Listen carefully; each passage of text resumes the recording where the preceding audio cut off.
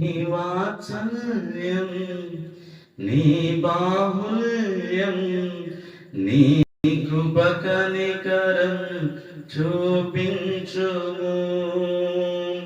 పాపము చేశాను దోషినై ఉన్నాను, పాపము చేశాను దోషినై ఉన్నాను, తెలిసి ఉన్నది నా అతిక్రమమే, తెలిసి ఉన్నది నా పాపములే, తెలిసి ఉన్నది నా అతిక్రమమే, తెలిసి ఉన్నది నా పాపములే. నీ సన్నిధిలో నా పాపములు ఒప్పుకొందునయా,